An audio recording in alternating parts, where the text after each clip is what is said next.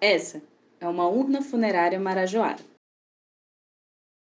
A urna foi escavada em 1949 por Beth Meggers, Clifford Evans e Peter Hilbert, na ilha de Marajó, no Pará. A urna, feita em cerâmica, tem 86 centímetros de altura e 73 centímetros no seu maior diâmetro. Ela é composta por uma figura híbrida de uma ave com elementos humanos, e provavelmente foi produzida entre 800 e 1200 anos antes de Cristo. A urna faz parte de indústrias cerâmicas manufaturadas por grupos indígenas que habitavam a região amazônica na ilha de Marajó. Essa urna aparece pela primeira vez na publicação Uma Interpretação das Culturas da Ilha de Marajó, de Beth Meggers e Clifford Evans, escrita em 1954. Nela, eles pontuam que as cerâmicas marajoaras mostram pela forma e decoração serem o produto de um grupo especial de artesãos. Alguns anos depois, em 1957, a urna volta a aparecer na publicação Archaeological Investigations at the Mouth of the Amazon, também escrito por Meggers e Evans. Aqui é descrito os detalhes e informações minuciosas sobre a urna, o contexto arqueológico em que ela estava inserida e também sobre a escavação. Meggers pautava que a Amazônia impedia o desenvolvimento de sociedades complexas. Para ela, as florestas tropicais tinham um baixo potencial agrícola, por conta do solo, e por isso não poderiam existir densas populações pela região. A autora também diz que as populações passadas e as atuais não passariam do nível da floresta tropical. A cultura marajoara era um exemplo de como essa população havia migrado da costa do Pacífico e, por conta das limitações ambientais, havia passado por um declínio social. Mesmo sendo criticada, Meggers manteve suas ideias até o momento de sua morte.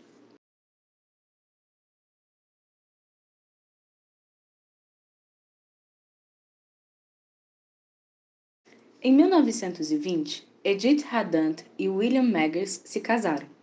Em 5 de dezembro de 1921, nasce em Washington a primeira filha do casal, Beth. William era físico e especialista em espectroscopia. Ele e sua esposa Edith nutriram em seus 3 filhos o interesse pela vida acadêmica. Ambos eram colecionadores e chegaram a fazer de sua casa um pequeno museu. Em 1965, Edith e William doaram sua coleção de selos e moedas para o Instituto Americano de Física, a fim de estabelecer um prêmio bienal de fomento ao ensino de física nas escolas. Desde pequena, Betty visitava com seus pais sítios arqueológicos norte-americanos, como o Grande Montículo da Serpente, em Ohio. Com seus 16 anos, Meggers trabalhou como voluntária do Instituto Smithsonian, onde reconstruiu potes cerâmicos de Pueblo Bonito. Aos 22 anos, ela se graduou em antropologia pela Universidade da Pensilvânia, em 1943. Um ano depois, Meggers concluiu seu mestrado e nele começou a estudar as cerâmicas marajoaras que haviam sido coletadas em 1870 na ilha de Marajó, no Brasil. Essas se tornaram um foco principal das suas pesquisas. Entre 1944 e 45, Meggers iniciou seu doutorado em antropologia na Universidade de Columbia, em Nova York. Lá, ela conheceu Clifford Evans, também doutorando de antropologia. Os dois se conheceram e, no ano seguinte, se casaram. Durante seus doutorados, Meggers e Evans foram alunos de Julian Stewart, um antropólogo americano que desenvolveu a ecologia cultural, sua teoria e seu método. Ele teorizava que culturas complexas da América do Sul teriam suas origens nos Andes, pois lá as condições seriam mais favoráveis do que nas terras baixas. Alguns grupos teriam saído dos Andes e se espalhado.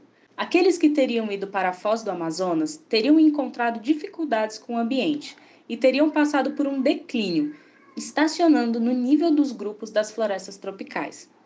A ecologia cultural proposta por Stewart buscava regularidades interculturais formais, funcionais e processuais, que pudessem passar por uma investigação empírica.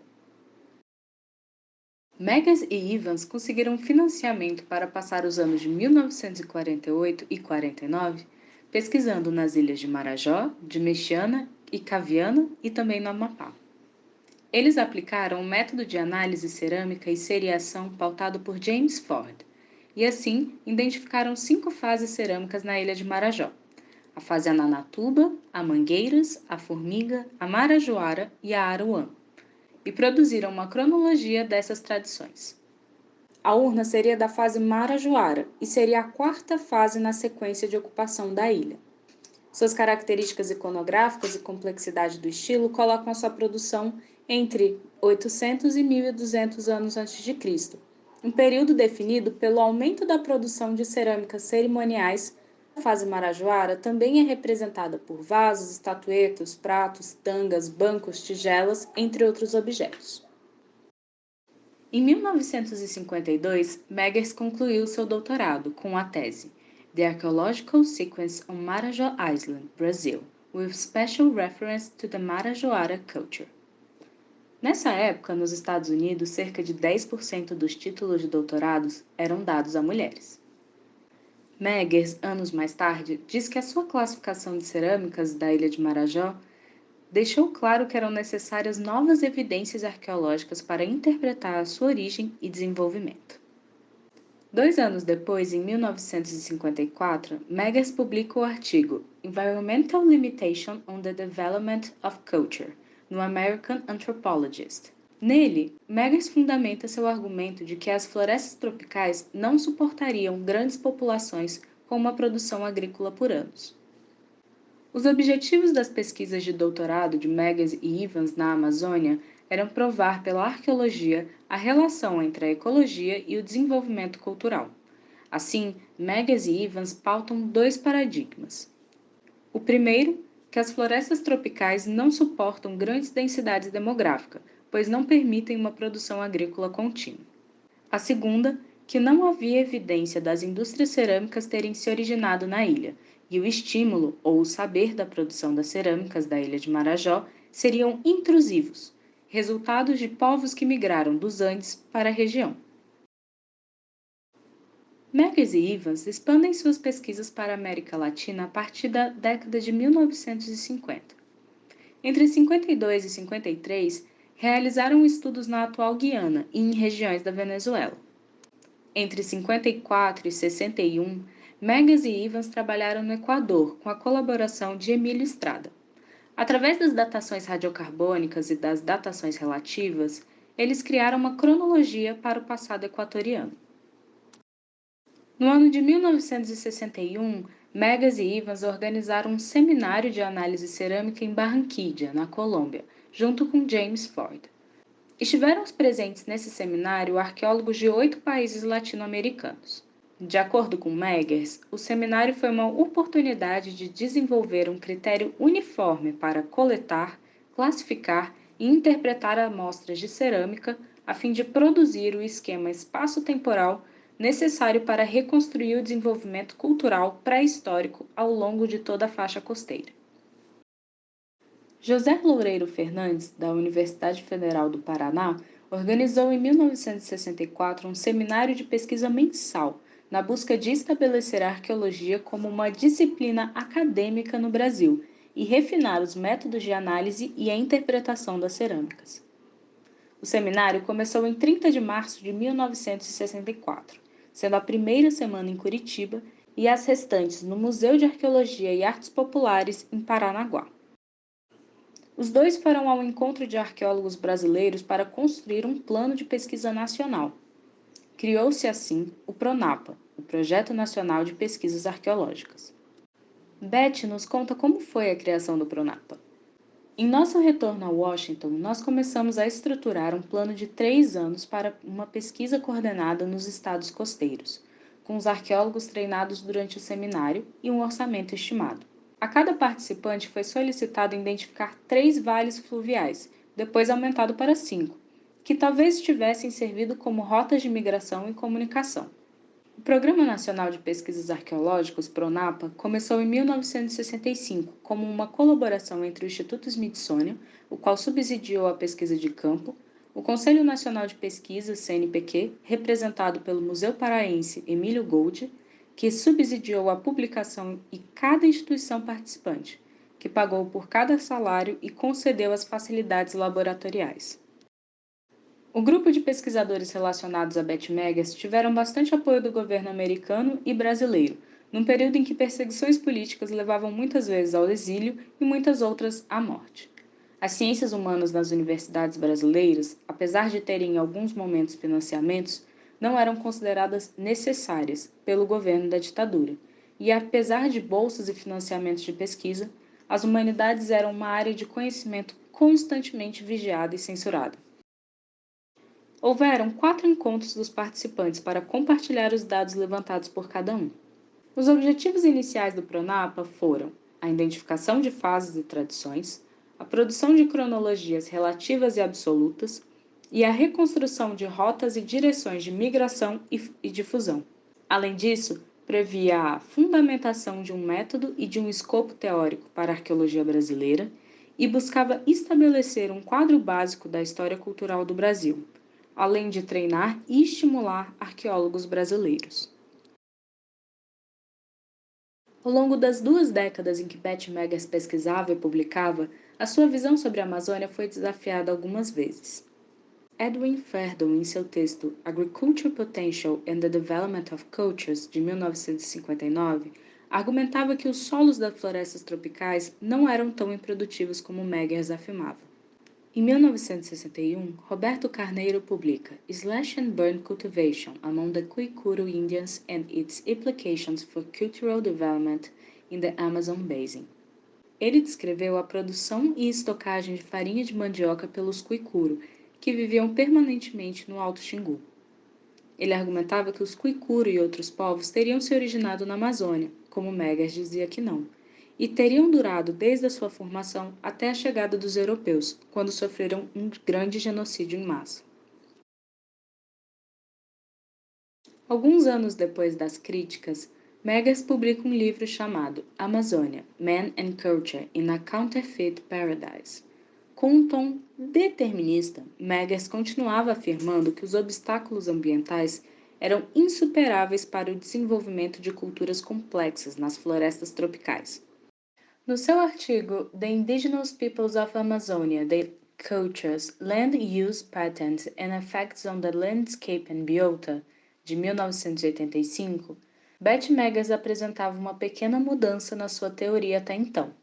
Ela admitia que os dados arqueológicos e etnohistóricos indicam que os assentamentos indígenas ao longo da várzea eram maiores e mais permanentes do que aqueles na terra firme. Ela conclui com um tom positivo que as populações indígenas se integraram com o ecossistema e que as pesquisas guiadas pela ecologia começavam a expor a complexidade dos mecanismos culturais de adaptação, que rivalizavam em sua diversidade e complexidade os mecanismos biológicos com os quais estão entrelaçados. Betty manteve sua teoria que as zonas de terra firme da floresta amazônica eram um ambiente pobre em recursos para a subsistência de sociedades densas e sociopoliticamente complexas. Ela começa a dizer mais tarde que a Amazônia teria um papel crítico no futuro da biosfera humana e seria de grande importância para sua preservação. Como colocado pela arqueóloga Denise Chan em Arqueologia para Etnólogos, Colaborações entre Arqueologia e Antropologia na Amazônia, Meggers ignorou o genocídio indígena e os relatos etnohistóricos em favor da ecologia cultural, assumindo que as sociedades indígenas já haviam atingido o ápice de seu desenvolvimento. Em um permanente estado de natureza, os indígenas pintados por Meggers não possuíam uma história, apenas diversidade cultural, medida pela diversidade da cultura material. A diversidade cultural amazônica para ela significava variações sobre o mesmo tema.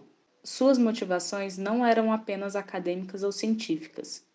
Vários dos seus artigos foram finalizados com uma discussão sobre as implicações contemporâneas das reconstruções do comportamento sociocultural do passado.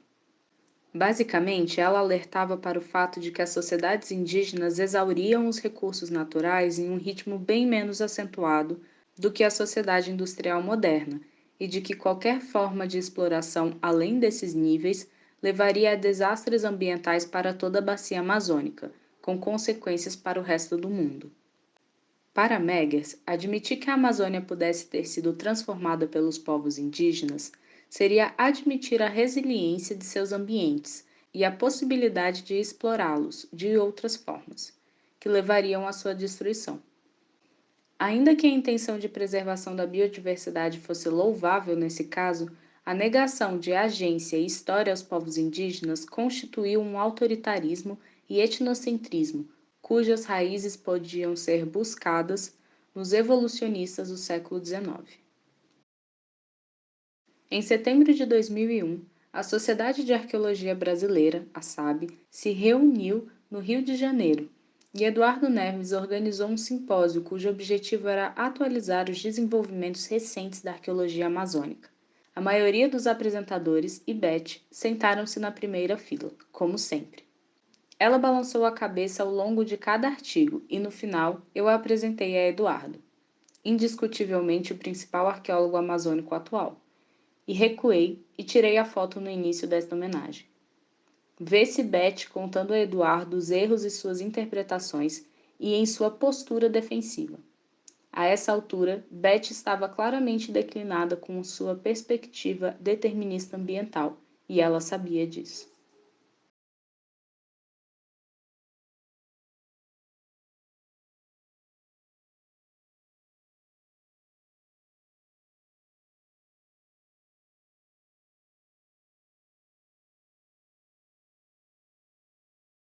Beth Meggers escreveu mais de 200 publicações, como artigos científicos, capítulos, livros e traduções. Ela também recebeu vários prêmios, como o Washington Academy of Science Award for Scientific Achievement, em 1956.